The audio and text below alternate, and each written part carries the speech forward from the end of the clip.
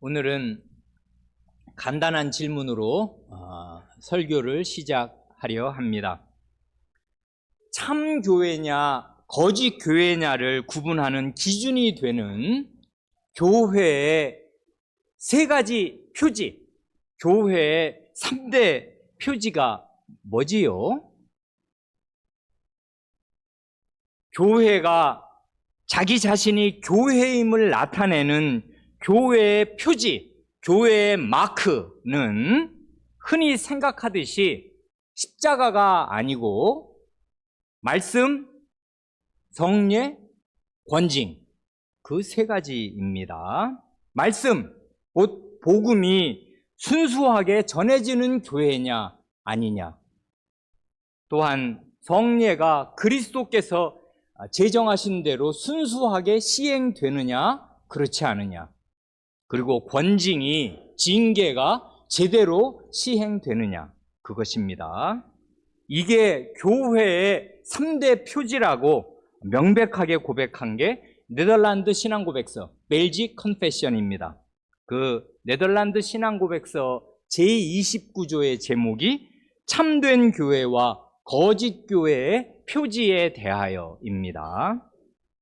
이걸 제가 맨 처음에 왜 물어보았는가 하면, 오늘 고백할 하이델베르크 요리문답 83문답에서는 복음 강설과 권징, 말씀과 권징이죠. 그러니까 말씀과 권징에 대해서 말합니다.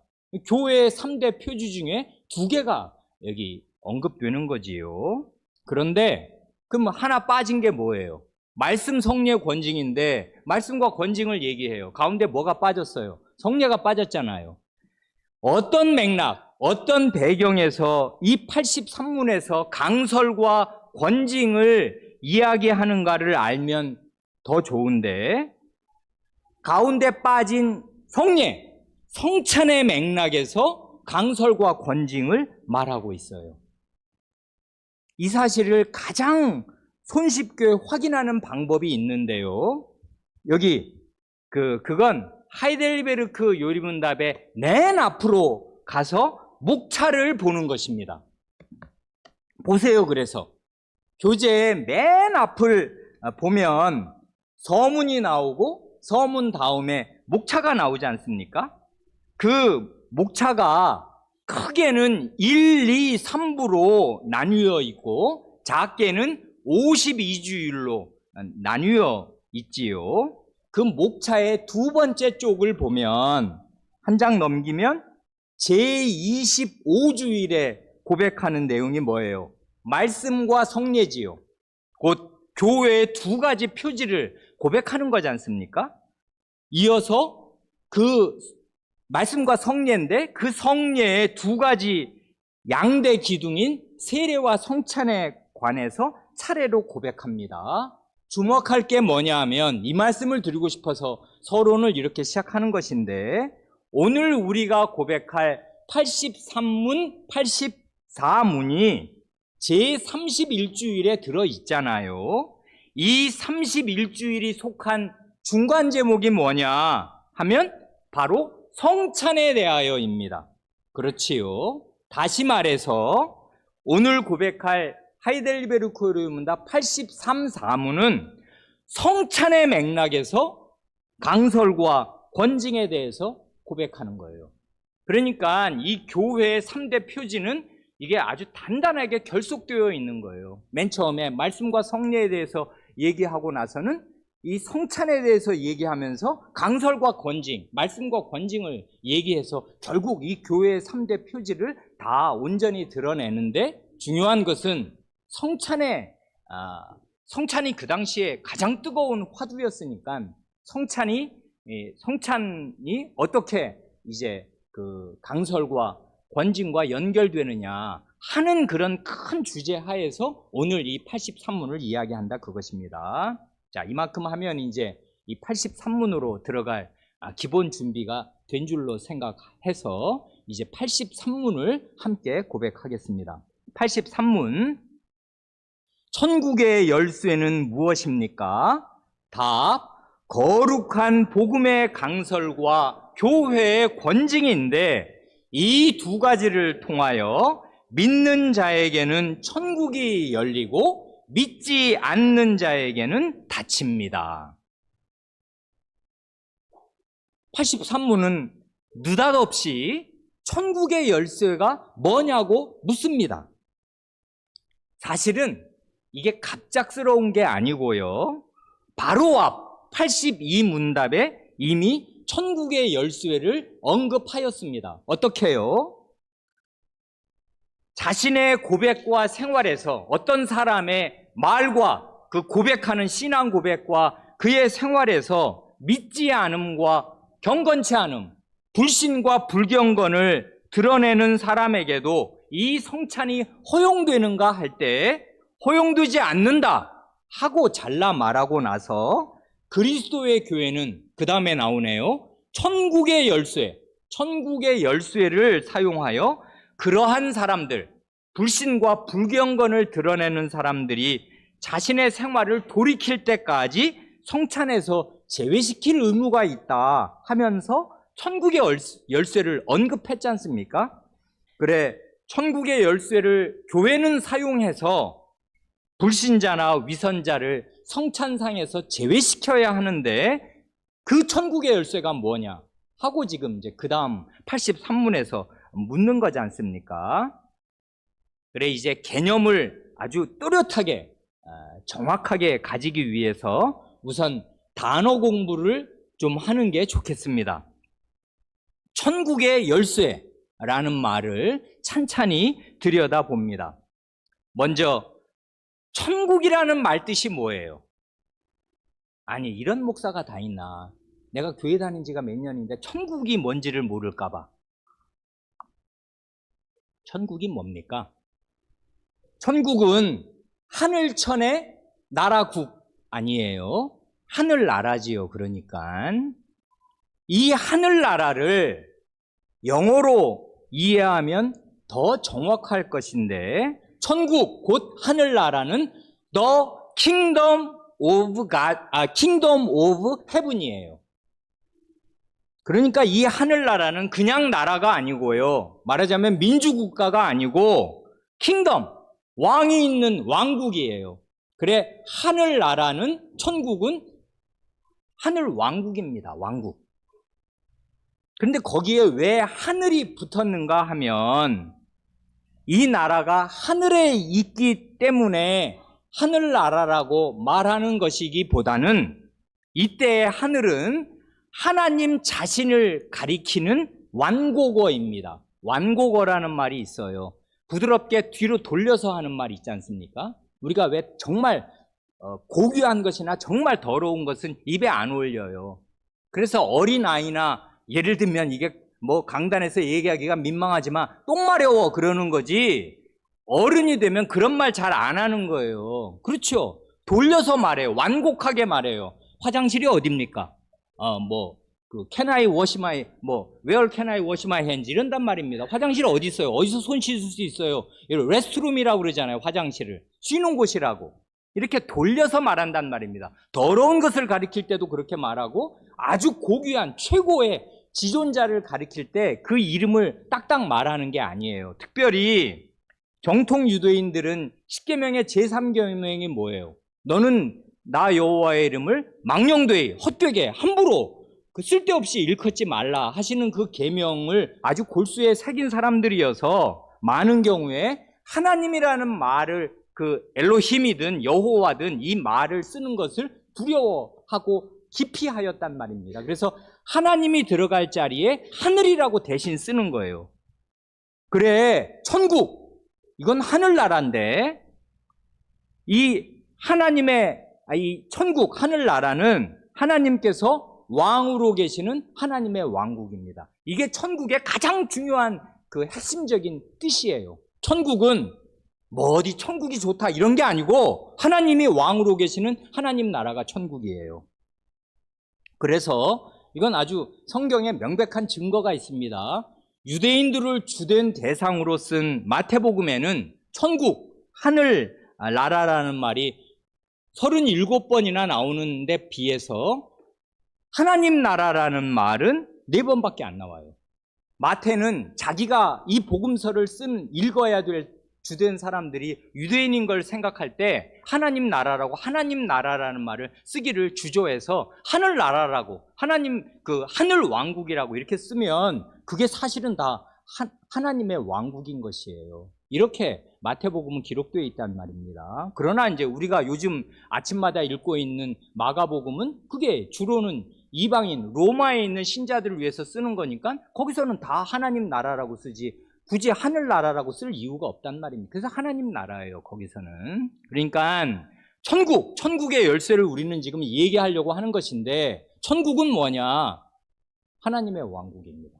하나님께서 왕으로 계시는 그 나라, 그것입니다. 이렇게 천국이 하나님의 왕국이라면은 하나님의 왕국의 열쇠는 누가 가지고 있는 거예요? 왕이 가지고 계시는 것입니다. 그래, 왕권을 상징하는 여러 것들이 있는데요. 예를 들면 왕관이 대표적이죠. 왕관은 그냥 왕권을 상징하는 거잖아요. 또는 왕으로서 앉는 자리, 그 자리에 지나가는 하인이 앉았다든지 그러면 그거 안 될 거 아닙니까? 큰일 날 거 아니에요. 그 옥좌라고 하고 왕좌라고 하는 그 왕이 앉는 자리는 그게 왕권의 상징이고, 또 홀이라고 옛날 이스라엘에는 왕이 잡는 지팡이 같은 거, 왕홀, 이런 게 왕권의 상징인데요. 열쇠가 바로 왕권의 가장 주요한 상징이 돼요. 이게 곡간 열쇠거든요. 증거가 있습니다. 성경 요한계시록 3장 7절 이하를 보면 여기 보면 열쇠가 나와요. 이게 왕권의 행사란 말입니다. 그러니까 하나님의 왕국의 열쇠를 누가 갖고 있는 거냐, 그걸 지금 말하는 건데 누가 갖고 있을까요? 여기 보면 왜 요한계시록 2장과 3장은 소아시아에 있는 7교회에게 쓰는 편지잖아요. 거기에 7교회 중에 5교회는 책망을 받고 2교회가 칭찬을 받는데 그 서머나 교회와 빌라델피아 교회가 주님께 칭찬을 받습니다. 그 빌라델피아 교회에게 주님께서 이렇게 말씀하셔요. 요한계시록 3장 7절. 빌라델비아 교회의 사자에게 편지하라. 거룩하고 진실하사, 그 다음 말, 다윗의 열쇠를 가지신 이, 곧 열면 닫을 사람이 없고 닫으면 열 사람이 없는 그가 이르시되, 볼지어다 내가 내 앞에 열린 문을 두었으되 능히 닫을 사람이 없으리라 하신단 말입니다. 다윗이 왕으로서 열쇠를 가지고 있는데 그 다윗 왕의 열쇠를 이제는 누가 가지고 있는가 하면 예수님이 가지고 계셔요. 그래서 여기 보면 자기 자신을 다윗의 열쇠를 가지신 이라고 자기를 왕으로 표시하신단 말입니다. 그래서 이 열쇠는 열고 닫는 거니까 내가 다윗의 왕국, 참된 하나님 나라의 문을 내가 너희한테는 다 열어줄 거야. 아무도 닫지 못할 거야 하고 말씀하시니 이 사람들은 이제 이 말씀에 어떻게 큰 위로를 받겠습니까? 우리 빌라델피아 교인들은 주님이 다윗의 왕국에 하나님 나라의 열쇠를 가지신 분은 문을 열어놓으니 능히 아무도 닫을 사람 없다. 열린 문으로 너희 다 들어오너라, 이 말이잖아요. 칭찬받는 교회는 이렇게 다윗의 열쇠를 가진 분으로부터 하나님 나라의 입장을 보장받았단 말입니다. 이게 그래서 중요한 증거 선고가 돼요. 열쇠가 뭐냐? 누가 갖고 있는 거냐? 예수 그리스도 자신, 하나님 나라의 왕 자신이 열쇠를 가지고 있어요. 자, 그런데 말입니다. 그러니 이게 놀라운 거란 말입니다. 그 예수님이 곧 천국, 하나님의 왕국을 열고 닫는 그 왕권의 상징인 다윗 왕의 열쇠를 가지고 계시는 분이 그 열쇠를 누구에게 맡기는가 하면 이게 우리한테 중요한 거잖아요. 오늘 본문으로 읽은 마태복음 16장을 보면 사도 단을 대표해서 올바른 신앙 고백을 한 베드로에게 맡기시고, 이어서 18장을 보면 교회에게 맡기셔요. 이게 틀림이 없단 말입니다. 주님 자신은 허언을 말씀하시는 분이 아니에요. 과거에 그 마태복음 16장과 18장은 한 4년 전쯤에 교회란 무엇인가를 제목으로 길게 설교할 때 자세히 말씀드렸기에 다시 자세히 말씀드리지 않겠습니다. 그냥 두어 구절만 읽고 지나가도 족한 줄로 믿습니다. 이 마태복음 16장과 18장이 왜 중요하냐 하면 복음서에서 교회라는 말이 딱 2번 나오는 바로 그 자리예요. 그래서 교회가 무엇인가를 알려면 마태복음 16장과 18장을 읽어야 하는데 거기에 딱 요 말이 열쇠와 관련해서 교회가 2번 사용된다는, 교회라는 말을 주님 자신의 입으로 말씀하셔요. 먼저 마태복음 16장 18절 19절을 읽으면 이렇습니다. 이건 본문이 워낙 익숙한 본문이어서 다 아시니까 설명 없어도 읽으면 아실 줄로 믿어요. 내가 네게 이르노니 너는 베드로라. 내가 이 반석 위에 내 교회, 나 예수 그리스도의 교회를 세우리니 음부의 권세가 이기지 못하리라. 이 18절에서는 죽음의 권세, 지옥의 대문이 이기지 못하는 영원불멸한 그리스도의 교회를 장차 세우실 것을 말씀하시는데 19절을 보면 드디어 우리의 이 화두인 천국 열쇠가 나온단 말입니다. 내가 천국 열쇠를 네게 주리니 내가 땅에서 무엇이든지 매면 하늘에서도 매일 것이요 내가 땅에서 무엇이든지 풀면 하늘에서도 풀리리라 하셔요. 그러니 이건 한 자리에서 그냥 이어서 하신 말씀이니까 이 18절과 19절을 함께 읽으면 예수 그리스도의 교회와 천국, 곧 하나님의 왕국은 연동되어 있어요. 둘은 결국은 하나란 말입니다. 교회에 못 들어오는 사람은 하나님 나라에 들어갈 길이 없어요. 하나님의 왕국 백성이 될 길이 없단 말입니다. 음부의 권세가 이기지 못하는 예수 그리스도의 교회와 하나님의 왕국은 이어져 있어요. 그런데 그 하나님의 왕국의 열쇠를 누구에게 맡기시냐 하면 사도 단을 대표해서 바른 신앙 고백을 한 베드로에게 맡기신다 말씀하셔요. 이걸 가지고 뭐 이런저런 그 무수한 논의를 교회사에서는 많이도 해왔습니다. 로마 교회 그릇된 적용과 관련해서 이게 베드로의 교황권을 지지하는 말씀인 것처럼 해석한 것과 관련해서 이건 베드로가 아니라 뭐 어디 교회에게 맡기신 것이 하는데 본문을 그냥 정직하게 읽으면 베드로, 이 신앙 고백을 한 베드로에게 이 열쇠를 맡기신다고 말씀하셨으니 그게 그 말이 틀림이 없어요. 그 다음 베드로가 한 일을 보세요. 정말 교회에서 드릴 것인가 내칠 것인가를 그 사람이 결정을 해요. 안 그래요? 아나니아와 삽비라 부부를 어떻게 대하든가요? 그리고 마술사, 여기 사마리아에 가서 마술사 시몬을 어떻게 대하든가요? 너에게는 악독과 그 거짓됨이 가득하다. 그래서 그 사람 눈이 먼단 말입니다. 하나님의 교회에서 그가 세례도 받고 주님 따라다니는 것 같지만 돈으로 이 성신을 내리는 그런 어떤 은사를 살려고 하는 사람을 아주 엄하게 징계해서 너는 이런 하나님 나라에 전혀 그런 상태로 회개하지 않는 상태로는 참여할 수 없다고 교회에서 딱 내친단 말입니다. 그러니까 정말 천국의 열쇠를 이 사람이 행사하는 것을 사도행전을 보면 아주 부인할 수 없이 우리가 다 알 수 있어요. 그래서 정말 천국의 열쇠, 하나님 왕국의 문을 열고 닫는 일을 이 사람이 행한다면 어떻게 열었어요? 고넬료의 그 이방인인데 고넬료의 집에 가서는 그 성신이 내려오는 것을 보고서는 세례를 베풀어서 하나님 나라의 문을 열어서 그 사람을 드린단 말입니다. 이런 일을 열고도 여는 일도 하고 닫는 일도 해요. 이 베드로 사도가 말입니다. 그런데 여기서 중요한 게 그 열쇠를 베드로에게 맡기면 무슨 일을 하는 것인가 하면 메고 푸는 일을 한다 그것입니다. 이 메고 푸는 것은 자세히 말씀드려서 더 말씀드리지 않겠습니다. 이건 권징의 문맥에서 하시는 말씀이잖아요.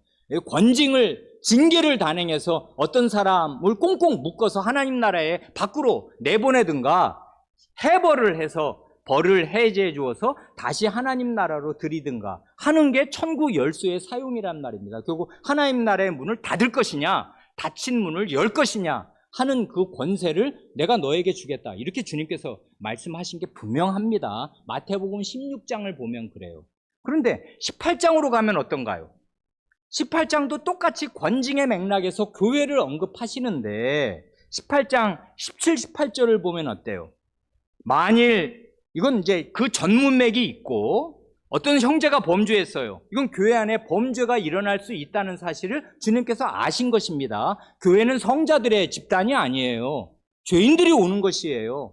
그리고 아직 교회에 들어왔고 세례교인인데 죄를 범할 가능성이 있는 걸 주님이 아셔요. 그럴 때는 이렇게 하라고 이제 미리미리 말씀하신 거지 않습니까? 여기는 아직 교회가 설립되기도 전인데, 그러니까 18장으로 가면 어떤 한 사람이 죄를 범하면 그 죄를 목격한 다른 형제가 큰일 났네 생각하고 그 사람에게 가서 권하고 말해. 그러면 안 된다. 그런 죄를 범하고서야 계속 지내면 안 되지 하고 말해라. 그래서 그 말을 들으면 그 사람 얻는 거 아니냐. 형제를 얻은 거예요. 그리고 그 사람의 죄가 덮이는 것이에요. 여러 사람에게 소문낼 일이 없어요. 죄는 부끄러운 것이고 그 사람의 그 교회에서 살아야 할 명예와 관련된 것이어서 그걸 안 사람이 해결을 해주면 가장 좋아요. 목사도 알 필요가 없고 치료회도 알 필요가 없어요. 그 죄를 지적해서 그 사람이 회개하면 되잖아요. 그렇게 하는데 말을 안 들어. 그러면 교회 안에 형제 두세 명을 데리고 가서 다시 권해라. 그래도 안 들어. 그러면 할 수 없다. 교회에 말해서 이젠 교회가 공적으로 그의 죄를 다룰 수밖에 없는 거 아니냐. 그렇게 하는 문맥에서 맨 마지막 단계, 제3단계로 이 말씀을 하시잖아요. 18장 17절이 뭐예요? 만일 그들의 말도, 이 두세 증인의 말도 듣지 않거든 교회의 말하고 교회의 말도 듣지 않거든 이방인과 세리와 같이 여기라. 하나님 나라 백성 아니다 이 사람 하고 교회에서 내쫓으라 그 말이잖아요. 그 다음에 18절을 말씀하시는 거예요. 그래, 교회에서 내쫓으면 어떻게 되는 거예요? 천국에서 쫓겨나는 것입니다. 그래서 여기 보면 아까 마태복음 16장에서 베드로에게 주신 권세가 여기에 그대로 언급이 돼요. 뭐예요? 진실로 너에게 이르니, 주님께서 아멘 하고 말씀하셨습니다. 그러니 이 말은 아무도 건들거나 뒤집지 못할 것이에요. 아멘. 무엇이든지 너희가 땅에서 매면 하늘에서도 매일 것이요 무엇이든지 땅에서 풀면 하늘에서도 풀리리라 한단 말입니다. 여기에 너희는 누구예요?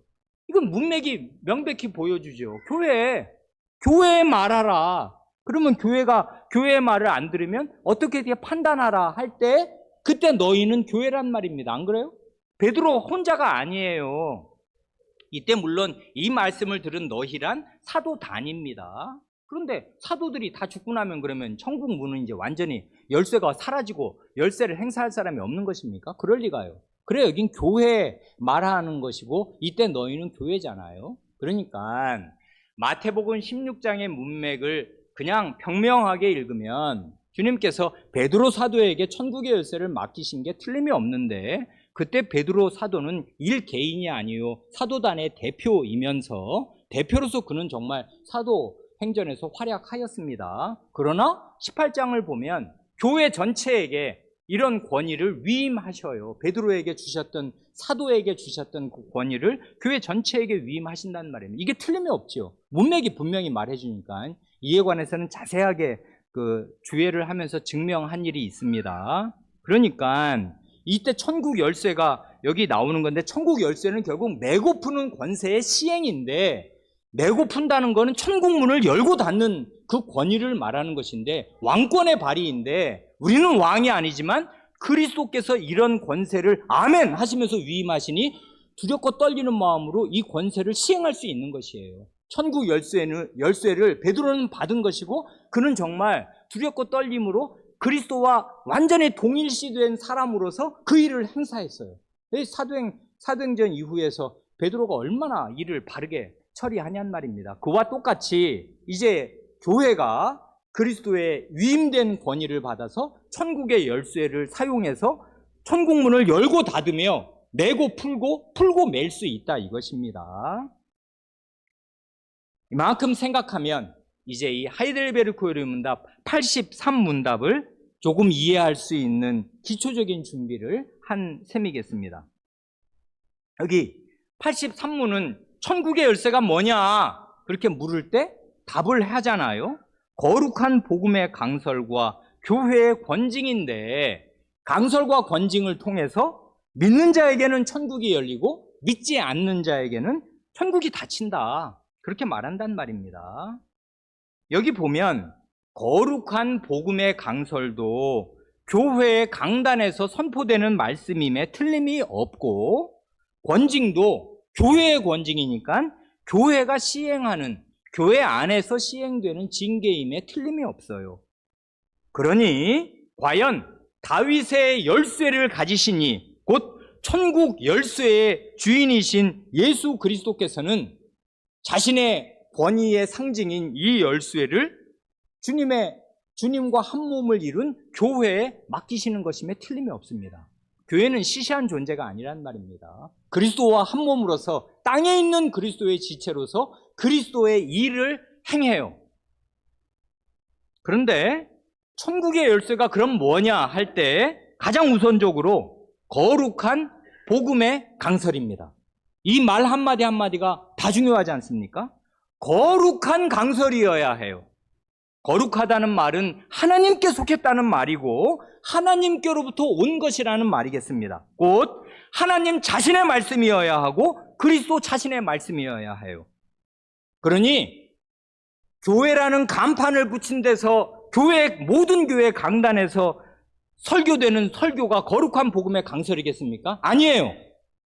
모든 교회의 설교가 다 천국의 열쇠인 것이 아니고 모든 목사의 설교가 다 천국의 열쇠인 것이 아닙니다.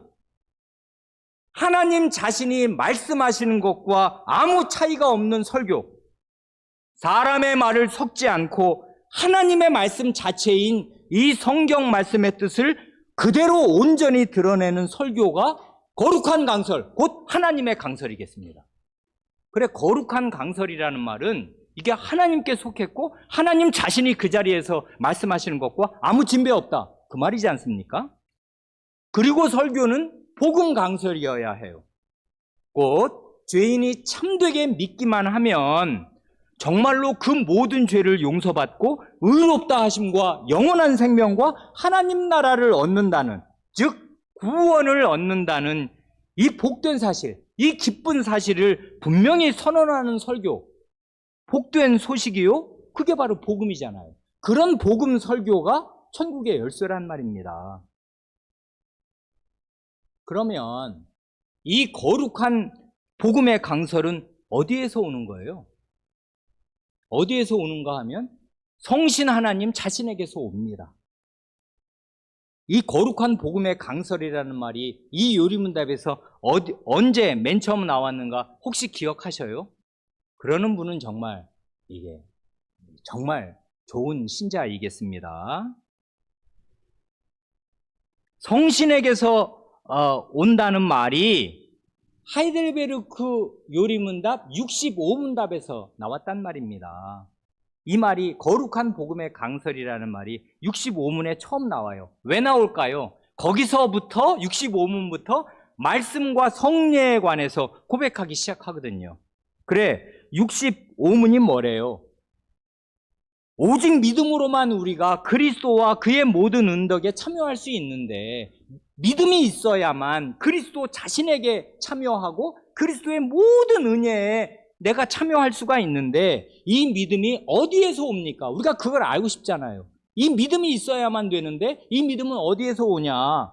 답은 성신에게서 옵니다. 잘라 말하고 어떻게 오냐, 성신이 어떻게 우리에게 믿음을 주냐를 말씀하실 때 그분은 그 다음 말이 나오네요. 거룩한 복음의 강설로 우리의 마음에 믿음을 일으키며 성례의 시행으로 그 일으켜진 믿음을 굳세게 하신다 말씀했지 않습니까? 거기 성신이 그 죄인의 마음에 구원 얻는 믿음을 일으키시려고 쓰시는 유일한 수단이 뭐냐면 거룩한 복음의 강설이에요. 그렇기에 이 거룩한 복음의 강설은 그 거룩하다는 말이 보여주는 대로 하나님으로부터 오는 것이고 성신으로부터 오는 것입니다. 성신에게서 온다는 말은 말을 한마디만 바꾸면 높아지신 그리스도에게서 온다는 말과 똑같은 말이지 않습니까? 곧 부활 승천하셔서 하나님 보좌 오른편에 앉으신 예수 그리스도께서 자신의 영, 자신의 신을 보내신 분이 성신이시기에 이 믿음이 성신에게서 오고 거룩한 복음의 강설로 믿음을 우리에게 주신다는 말은 높아지신 그리스도께서 성신을 쓰셔서 우리에게 믿음을 일으키신다는 말과 똑같은 말이잖아요. 성신과 그리스도는 일체란 말입니다. 그러니 이 믿음, 이 거룩한 복음의 강설은 성신에게서 오고, 다른 말로 하면 높아지신 그리스도 자신에게서 오는 것이에요. 그래서 우리가 아까 계시록 2장, 3장 그 앞부분 빌라델피아 교회에게 하시는 말씀 들었지 않습니까?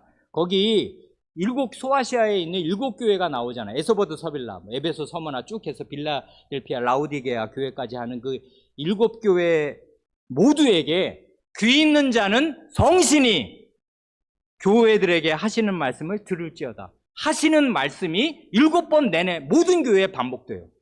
그러니까 이건 지금 요한이 쓰는 편지인데 요한의 말이 아닌 것이에요. 성신께서 교회들에게 하시는 말씀이에요. 성신의 말씀입니다. 성신 하나님 자신의 거룩한 복음의 강설인 것이죠. 그러니까 이게 설교의 성격이에요. 이게 아니면 설교는 아무것도 아닌 것입니다. 그냥 듣기 좋으라고 하는 사람의 말일 뿐이지. 성신의 말씀이어야 해요. 높아지신 예수 그리스도 자신의 말씀이어야 해요. 거룩한 복음의 강설이어야 한단 말입니다. 이게 천국의 열쇠예요.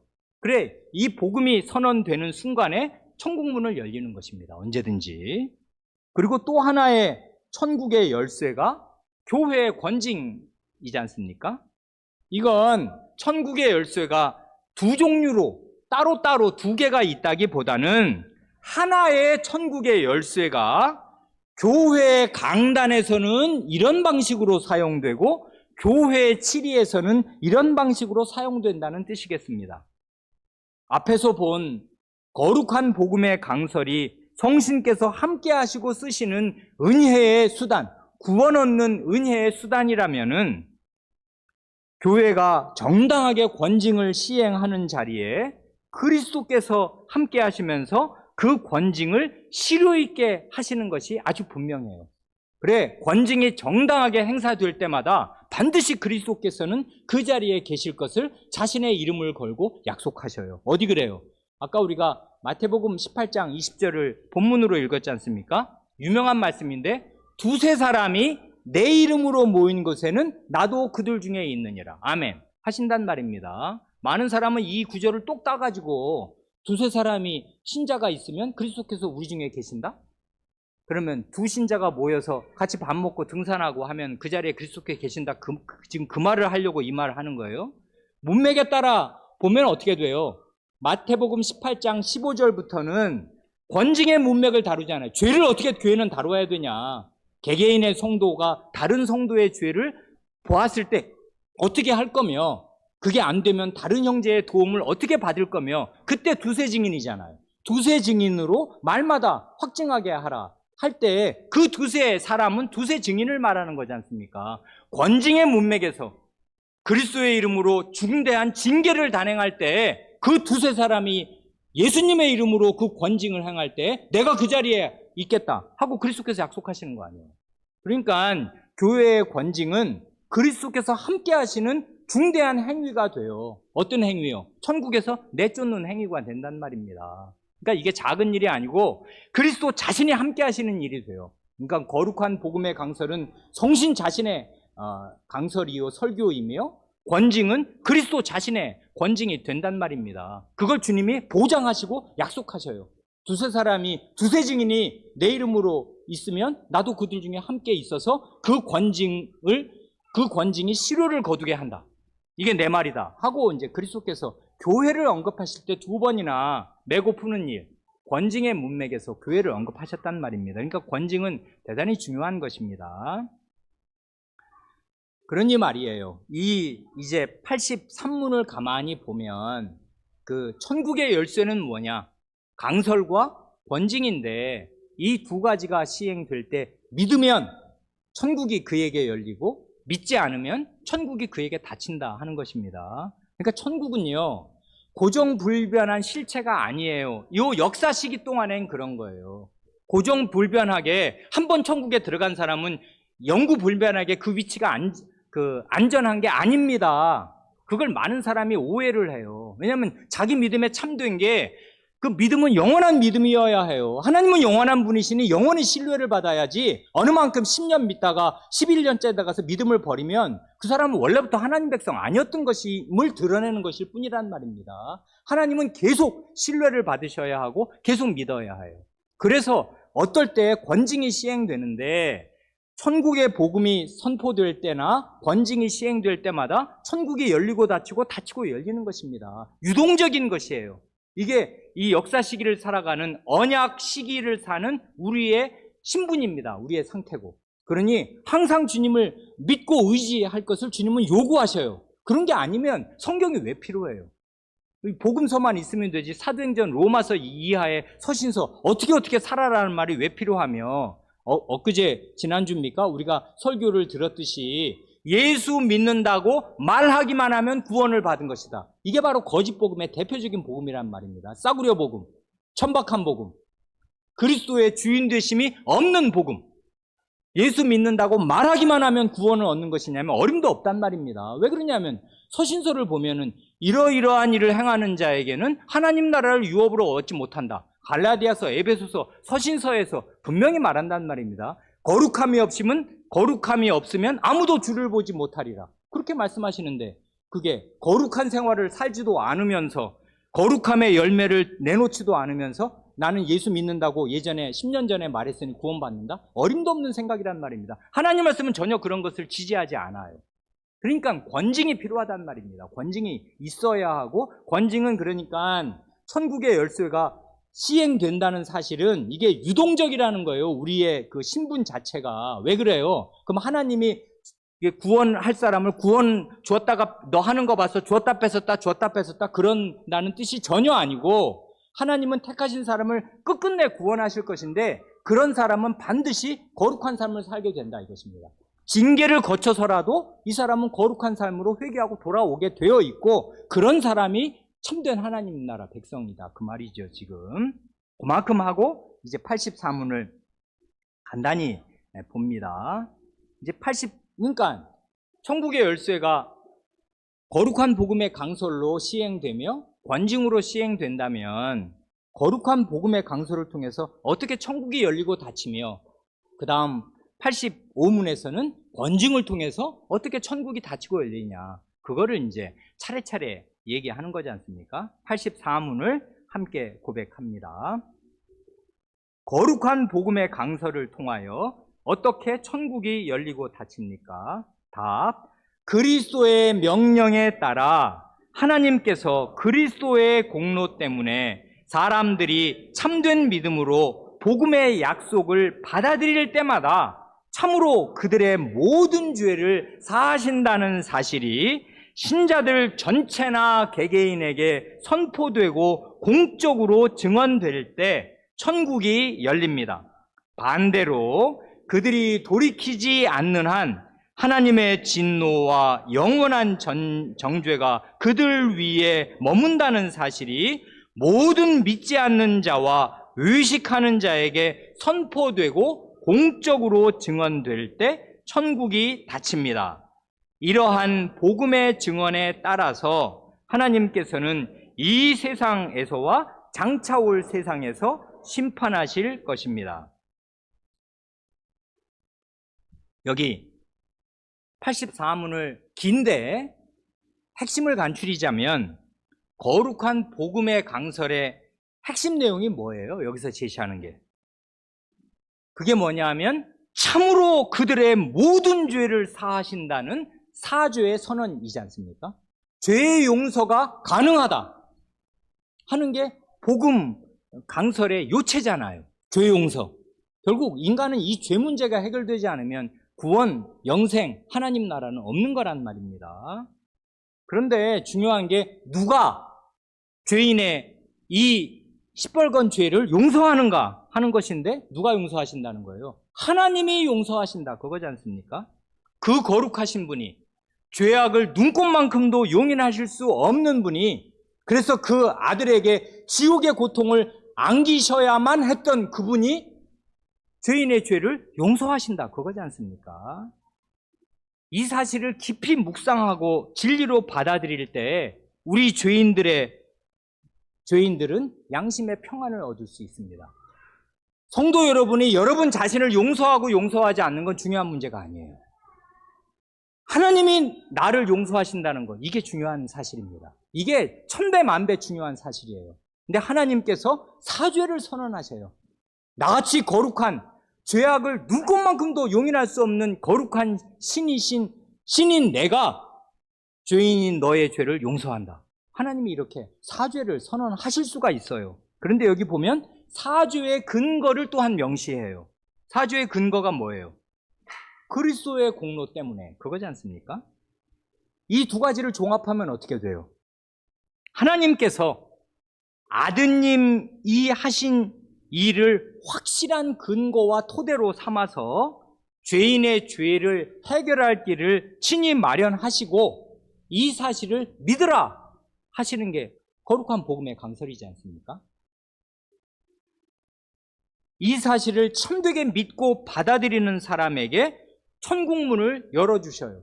그런데 어떤 식으로 하나님이 직접 내려와서 그때마다 이 사람 저 사람에게 문을 여시는 게 아니라 교회 강단에서 이 천국 복음, 거룩한 복음 강설, 사죄의 약속이 그리스도의 이름으로, 하나님의 이름으로 선언되게 하시고, 선언될 때 이게 하나님의 약속이 틀림이 없으니까 하나님은 진지하시단 말입니다. 아들의 죽음 앞에 있는 아버지만큼 진지한 분은 없어요. 아들의 피를 뿌리면서 하나님이 이 약속을 하시니 하나님은 모든 것을 이 약속에 거셨습니다. 그러니 우리의 죄는 용서받을 것이에요. 우리의 죄는 해결될 것입니다. 영원히 해결될 것이에요. 그러니 이 사실을 믿어라 하고 하나님이 우리에게 제시하신단 말입니다. 아드님의 피를 걸고서. 그러니 이 사실을 받아들여야 해요. 받아들이면 어떻게 돼요? 내가 나에 대해서 어떻게 생각하든 관계없이 하나님이 내 죄를 깨끗하게 용서해 주시는 것이에요. 나는 사죄받은 죄인이 되는 것입니다. 그러나 믿지 않고 배척하는 사람이나 믿는 척만 하는 위선자들의 위에는 하나님의 진노와 영원한 정죄가 머물 것이라 말하지 않습니까? 불신자들이 있어요. 이렇게 하나님이 진지하게 자기 아들의 목숨을 걸고서 약속하시는데도 그런 게 별로 자기 마음에 감흥이 없어. 그게 뭐 어쨌다고 하면서 자기 생업, 사업, 애 학교 보내는 거, 대학 입시 이런 게 훨씬 더 중요해. 그런 사람에게는 하나님의 복음이 복음으로 들리지 않는 사람에게는 아무 방법이 없는 것입니다. 또한 위선자가 있을 것이에요. 믿는 척을 해요. 교회는 나와요. 그런데 그 사람의 삶을 가만히 들여다보면 완전히 불신자라. 그리고 때로는 불신자보다 더 못하게 살아요. 그런 사람은 복음의 대의대로 복음을 믿는 믿음을 입증하지 못하는 사람이지 않습니까? 입으로만의 신자. 그런 건 참된 믿음이 될 수 없단 말입니다. 자기의 전인격으로 자기 믿음이 입증되어야 해요. 나는 믿는 사람이다. 죄 용서함 받은 사람이니까 이 내 죄 때문에 그리스도가 죽었는데 그리스도를 다시 십자가에 못 박는 그런 죄를 즐기고 살 수는 없는 사람이다. 그러고 말고 하고서 죄를 짓고 나면 가슴이 찢어질 듯 아파서 주님께 와서 잘못했습니다. 제가 사람도 아닙니다. 하고 주님께 엎드려서 다시금 사죄를 받는 사람이고 그러면서 사죄 얻은 힘으로 죄를 이기고 사는 사람, 죄의 세력에서부터 벗어나는 그런 사람이 하나님의 백성이란 말입니다. 위선자가 아니고 내가 믿는 믿음이 거짓이 아닌 걸 생활로 입증하는 사람. 그렇지 않은 사람에게는 하나님의 진노와 영원한 정죄가 머문다 하지 않습니까? 그래 여기 증거성구에 들어있는 요한복음 3장 16절 이하를 보면 구원의 말씀이 심판의 말씀이고 심판의 말씀이 구원의 말씀이에요. 여기 보면 아주 분명하게 드러나 있단 말입니다. 요한복음 3장 16절처럼 유명한 구절이 신약성경에 또 있겠습니까? 하나님이 세상을 이처럼 사랑하사 독생자를 주셨으니 이는 저를 믿는 자마다 멸망치 않고 영생을 얻게 하려 하심이니라. 하나님께서 이 세상의 죄인들을 정말 끔찍히 사랑하시되 아드님처럼 사랑하셔서 자기 독생자라는 말은 특별한 단어입니다. 하나밖에 없는 유일무이한 아들을 주셨습니다. 그 주신 이유는 여기 보면 멸망과 영생이 나와요. 정반대지 않습니까? 아드님을 주신 이유는 멸망하지 않고 영원한 생명을 얻게 하려고 주셨다. 그 다음에도 계속 그 두 가지 반대되는 말들이 나옵니다. 하나님이 그 아들, 독생자를 세상에 보내신 것은 세상을 심판하려 하심이 아니요 그로 말미암아 아드님으로 말미암아 세상이 구원을 받게 하려 하십니다. 심판과 구원, 아까는 멸망과 영생이 대조되었다면 그 다음 절에서는 이 정죄받는 심판과 구원이 대조되어서 아드님을 세상에 보내신 것은 세상을 심판하고 정죄하시고 싶어서가 아니라 구원하시고 싶어서가 아니냐. 거기까지 말했으면 이 아들을 믿어야 하는데, 그러니까 18절에서 그를 믿는 자는 심판을 받지 아니하는 것이요, 그 다음 말, 믿지 아니하는 자는 하나님의 독생자의 이름을 믿지 아니함으로 벌써 심판을 받은 것이니라 한단 말입니다. 그러니 이 아드님의 복음이 유일한 복음인 까닭에 이 복음을 거짓으로 믿거나 배척하고 믿지 않으면 그의 정죄와 심판은 확정되는 것이에요. 언제요? 이 세상에서 확정되는 것입니다. 죽어봐야 아는 것 아니란 말입니다. 그래서 이 독생자가 유일한 구원자이기에 이 구원을 받아들이면 정말 우리의 모든 죄가 용서받을 길이 열리지만, 이 유일한 구원자를 받아들이지 않으면 정죄와 심판과 멸망이 이 세상에서 확정되는 것이에요. 그래, 맨 마지막 그 84문의 맨 마지막 말이 그거지 않습니까? 이러한 복음의 증언에 따라서, 이게 성경 말씀이니까 하나님께서는 이 세상에서와 장차 올 세상에서 심판하실 것입니다 한단 말입니다. 아주 멋진 고백이지요. 이 고백에 멋진 게 뭡니까? 심판의 기준이 단일하다 그거지 않습니까? 심판의 기준이 뭔데요? 복음의 말씀이에요. 복음의 말씀이 심판의 기준이에요. 이게 유일한 복음이고 최종적이고 영원한 복음이니까 이 말을 믿으면 죄사함 받고 영원한 생명과 의롭다 하심과 하나님의 나라와 구원을 얻을 것이에요. 그러나 이 유일한 구원을 배척하거나 믿는 척만 하는 사람, 그의 생활로 복음을 믿은 사람인 걸 드러내지 않는 사람, 하나님과 이웃을 참되게 사랑하고 살지 않는 사람은 방법이 없단 말입니다. 그의 정죄가 확정돼요. 언제요? 이 세상에서. 왜냐하면 복음이 주어졌고 복음을 믿으라 하는데 안 믿고 살잖아요. 그래, 불신자와 위선자는 정죄가 확정될 것입니다.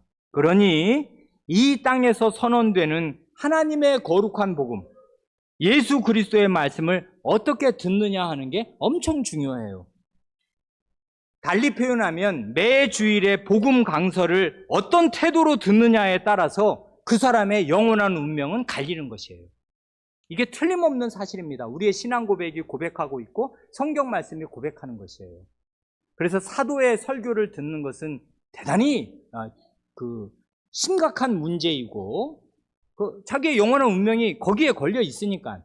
그런데 그 사도가 가고 나면 그러면 그 다음부터 우리가 사도의 그 설교를 들을 수 없는 것입니까? 아니에요. 성경으로 기록되어 있어서 이 성경 말씀이 충분하게 충실하게 해명되는 그런 교회 강단에서의 설교에 자기가 어떤 태도로 그 말씀을 듣느냐에 자기 운명은 걸려 있는 것입니다. 이 말씀을 하고 마치겠습니다. 지난주죠, 이제 주일로 새 주간이 시작되니까 지난주 이제 화요일에 신학교에 가서 그리스도론, 기독론 과목을 청강을 하였는데 거기 그 책이 한 100몇 페이지 돼요. 그래서 월요일 날 그 책 한 권을 이제 다시금 정독을 하고서 화요일 날 이제 신학교에 가서 그 강의를 잘 들었습니다. 그 강의에 제가 되게 색연필을 3개를 준비해서 되게 노란색으로 밑줄을 긋다가 중요한 말이 나오면 파란색으로 밑줄을 긋고, 이건 결정적으로 중요한 말이다 하는 것은 빨간색 색연필로 밑줄을 긋는데 그 책 100여 페이지 중에 유일하게 빨간색으로 밑줄 친 문장이 이것입니다. 한번 들어보세요. 이 독일 신학자요 목사가 강의한 말입니다. 여기 보면 강조된 그 말이 있어요. 내가 하나님의 말씀이 강조되어 있어요. 나는 내가 하나님의 말씀을 말하는 것을 알지 못한다면 나는 설교할 수 없을 것이다. 그리고 내가가 강조되어 있어요. 그리고 내가 하나님의 말씀을 말해야 한다면 나는 설교할 수 없을 것이다. 이 사람은 목사인데 설교할 수 없는 2가지 상황을 말해요. 독일 사람이라 변증법적으로 말하는 것입니다. 이 사람이 말한 첫 번째 진정성은 무엇입니까? 내가 하는 설교가 하나님의 말씀이 아니라면은 나는 설교할 수 없다. 설교는 하나님의 말씀을 전하는 것이어야 해요. 그래서 하나님의 말씀이 아니라면 설교는 있을 수 없는 것이고 설교가 아닌 것이에요. 그런데 나라는 죄인이 하나님의 말씀을 말해야 한다면 나는 설교를 못한다. 못하죠. 죄인이 하나님이에요? 하나님이 아닌데 어떻게 하나님의 말씀을 말해요? 이게 설교자의 딜레마입니다. 내가 하는 게 하나님의 말씀이 아니라면 아무것도 아니다. 설교 못하지. 그런데 내가 하나님의 말씀을, 그러니까 내가 하는 설교는 하나님의 말씀이어야 돼요. 그런데 나라는 사람이 강조가 돼서 나라는 죄인이 하나님의 말씀을 말해야 한다면 나는 설교할 수 없다. 설교할 수 없습니다. 이사야가 당장 소명을 받을 때 한 말이 그거잖아요. 나는 죄인으로서이다. 나는 화로다 나여 망하게 되었다. 아니, 하나님의 징계를 받아 죽어야 될 죄인이 무슨 하나님의 말씀을 전하고 다닌단 말입니까? 그래서 목사라는 자연인이 강조되면 그는 하나님의 말씀을 전할 수 없어요. 이건 하나님의 말씀이니까 하나님이 전하셔야 돼요. 근데 하나님이 천사를 보내시거나 하늘에서 본인이 내려오셔서 전하시는 게 아니란 말입니다. 사람을 통해서 말씀하셔요. 그러니까 목사는 자기를 설교하는 시간에 자기를 잊어버리고 자기를 뒤로 하고서 오직 그리스도가 나타나도록, 그리스도가 이 자리에서 말씀하시도록 말해야 해요. 그래서 설교는 어려운 것이에요. 그러니 이것이 하나님의 말씀이 아니고 그리스도의 말씀이 아니라면 설교는 불가능한 것입니다. 아무것도 아닌 것이에요.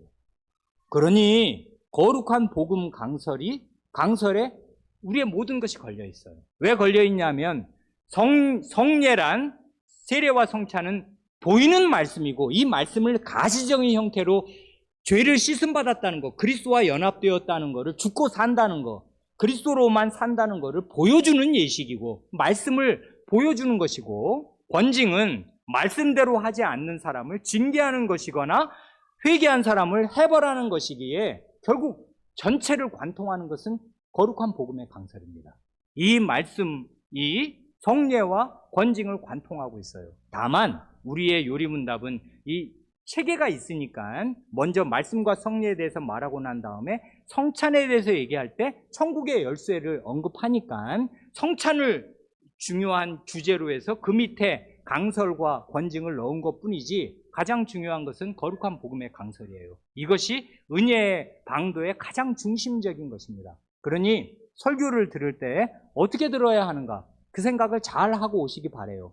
그렇게 생각한 사람은 기도하지 않을 수가 없어요. 왜 그러냐면 이건 사람을 대하러 오는 게 아니고 목사를 위해서도 기도해야 합니다. 목사는 나의 방점이 찍히면 하나님의 말씀을 전할 수 없어요. 죄인인 사람은 하나님의 말씀을 어떤 식으로도 한마디도 할 수 없을 것입니다. 말하면 죽을 것이에요. 네가 뭔데? 네가 하나님이야? 근데 네가 왜 하나님의 말을 해? 누가 너를 하나님의 말하라고 했어? 하나님의 말씀을 누가 너한테 맡겼어? 하문하시면 죄인은 설 자리가 없잖아요. 그러니 이 연약한 죄인인 목사를 위해서도 기도하시고 이 말씀을 들어야 살 나를 위해서도 기도하시고 교회에 오시기 바라고, 그래서 하나님의 말씀을 주일마다 들으시기 바랍니다. 아멘. 기도하시겠습니다.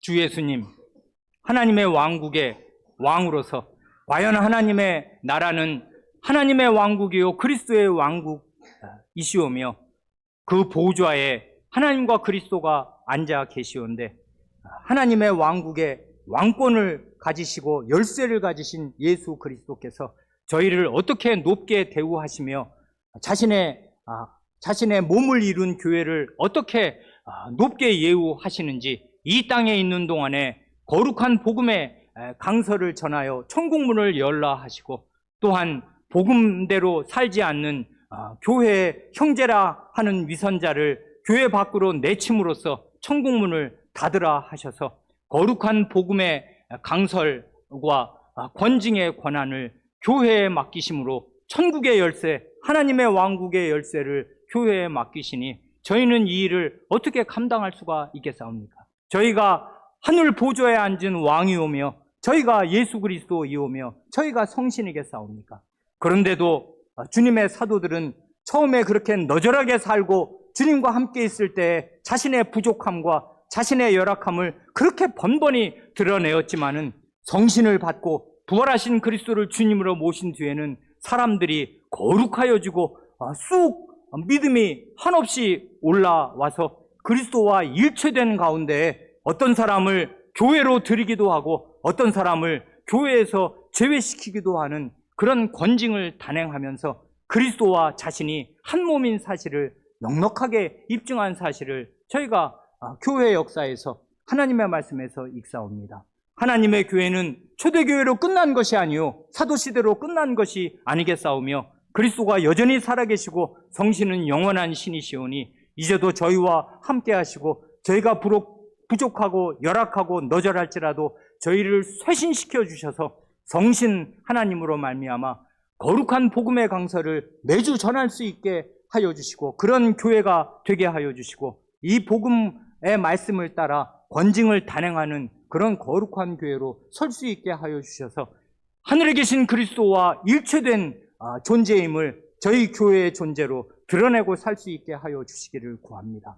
그러므로 아무도 설교 시간에 느슨한 마음으로 어떻게 설교 잘하나 보자 하는 마음으로 와서 앉아있는 사람이 하나도 없게 하여 주시고 살아계신 그리스도를 만나고 살아계신 하나님을 만나 외길에서 살아있는 사자를 만나는 듯한 덜덜 떨리는 두려움으로 하나님의 말씀과 대면하게 하시고 그 하나님의 말씀, 영생의 말씀을 듣고 믿어 영원한 생명에 이르게 하여 주시고 설교 때마다 천국의 문이 열리며 열린 문으로 천국으로 들어가는 사람들로 살게 하여 주시기를 구합니다. 우리 구주 예수님의 이름으로 기도합니다.